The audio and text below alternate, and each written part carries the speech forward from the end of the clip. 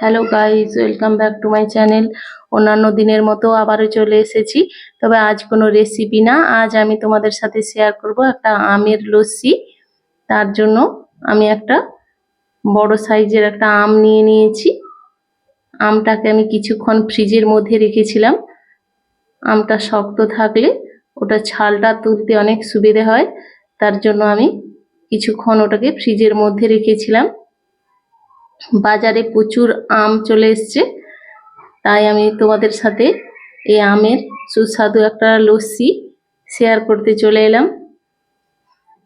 আমটা দেখবে যেন পাকা হয়, তাহলে এটার টেস্ট খুব ভালো হবে।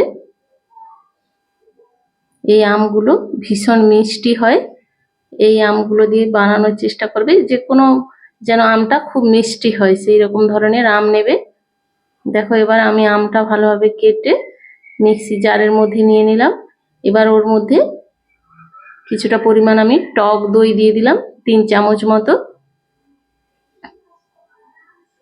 এবার কিছুটা আমি এলাচের দানা আমি ছাড়িয়ে রেখেছিলাম, 2টো এলাচের দানা। এবার কিছুটা পরিমাণ আমি জাগরি পাউডার নিয়ে নিলাম। তোমরা চাইলে এটার পরিবর্তে চিনিও ব্যবহার করতে পারো। আমি এবার ওর মধ্যে কিছুটা বরফ দিয়ে দিলাম। দেখো, বরফ দিয়ে ভালোভাবে মিক্সিতে ঘুরিয়ে নিলেই রেডি হয়ে যাবে ম্যাঙ্গো লস্যি। খেতেও খুব ভালো লাগে এটা।